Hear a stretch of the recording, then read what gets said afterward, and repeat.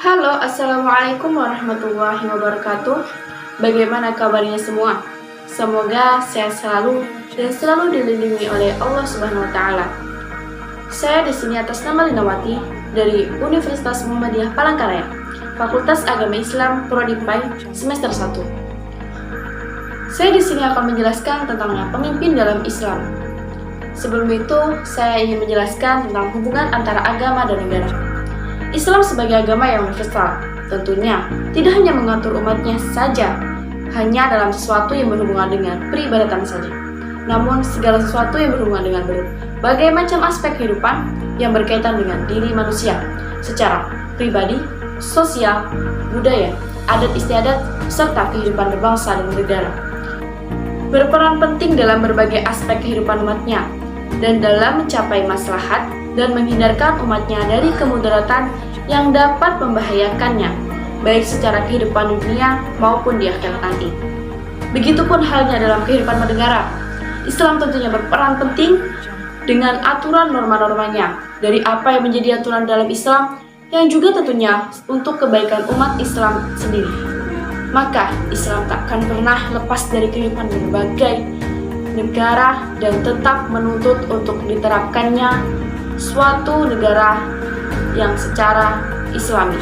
Agama sebagai asas, sementara negara sebagai penjaganya, agar terdapat terciptanya kehidupan berbangsa dan bernegara sebagaimana yang menjadi harapan setiap manusia. Dan kali ini saya akan menjelaskan tentang pemimpin dalam Islam. Kepemimpinan dalam Islam dinamakan al-imamah, yang berfungsi sebagai pelaksanaan tugas kenabian yang sudah tidak ada dengan wafatnya Nabi Muhammad SAW sebagai penjaga agama dan pemimpin dunia demi terciptanya kemaslahatan untuk setiap manusia dan hukumnya wajib secara ijma' para ulama. Dan dalam sebuah hadis yang diriwayatkan oleh Abu Daud dari Abu Hurairah, "Idza kana talatatu fi safari falya'muru ahadahum." Jika ada 3 orang keluar untuk bersafar, maka hendaklah mereka mengangkat salah satu di antaranya sebagai ketua rombongan. Dari hadis ini, kita bisa memahami bahwasanya kita sangat memerlukan seorang pemimpin. Dalam keadaan perpergian pun harus memiliki pemimpin, apalagi dalam negara yang cukup luas ini. Pentingnya kepemimpinan dalam Islam, saking pentingnya, banyak sekali hadis Nabi yang menyebutkan keutamaan bagi seorang pemimpin yang adil dan amanah terhadap rakyatnya. Tapi perlu digarisbesar bahwa menjadi seorang pemimpin tidaklah mudah.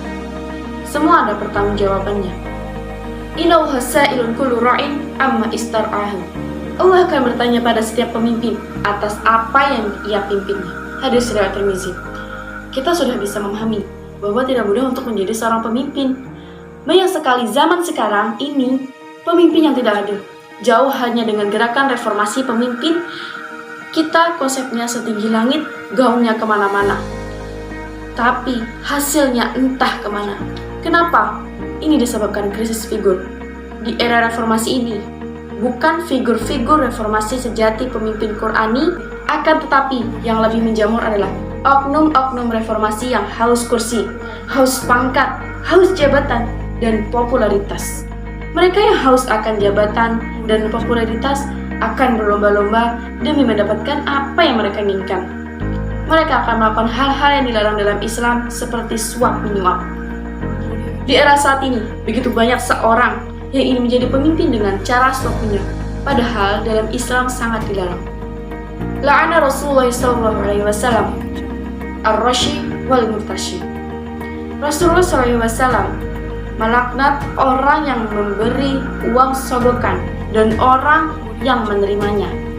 Jadi cukup jelas juga hadis ini bahwa jika kita ingin menjadi seorang pemimpin menurut Islam, sebaiknya jangan mencapai tujuan dengan hal yang tidak dianjurkan oleh Islam. Itulah gambaran tentang pemimpin di era reformasi sekarang. Dan perlu diketahui bahwa kita sebagai rakyat harus mematuhi, sabar, dan taat kepada pemimpin kita, kecuali ketika melihat kekufuran yang jelas dan punya buktinya di hadapan Allah. Dalam sabda Nabi, Rasulullah memanggil kami, lalu kami membaiat beliau. Di antara yang beliau tekankan kepada kami adalah agar kami selalu mendengar dan taat kepada penguasa. dalam keadaan suka maupun tidak suka, dalam kesulitan ataupun kemudahan. bahkan dalam keadaan penguasa, mengurus kepentingannya mengalahkan kepentingan kami sekalipun. Dan tidak boleh kami mempersoalkan suatu perkara yang berada di tangan ahlinya. Selanjutnya, beliau bersabda, jika kalian melihat kekufuran yang jelas dan kalian melihat bukti yang nyata dari Allah dalam hal itu. Itulah pentingnya juga kita harus mengetahui bahwa menjadi seorang pemimpin bukanlah hal yang mudah. Karena saking pentingnya keberadaan pemimpin di tengah manusia, Islam sangat mengatur hal-hal yang berkaitan dengan seorang calon pemimpin dan bagaimanakah karakter pemimpin menurut Islam. Karakter pemimpin dalam Islam sebenarnya telah banyak yang dapat diharapkan, keamanannya, serta membawa keadilan bagi seluruh rakyatnya. Imam Al-Mawardi dalam kitabnya berjudul Al-Ahkam Al-Sultaniyah menyebutkan syarat bagi seorang pemimpin dalam Islam. Yang pertama, adil beserta dengan syarat-syaratnya, ilmu keilmuan yang berkaitan dengan kepemimpinannya serta syariat tertentu. Itu nomor 2. Dan nomor 3, sehat panca indera. Dan mungkin hanya ini saja yang dapat saya jelaskan. Semoga bermanfaat bagi kalian semua. Akhiru kalam. Undur man qala wala tandur man qala. Assalamualaikum warahmatullahi wabarakatuh.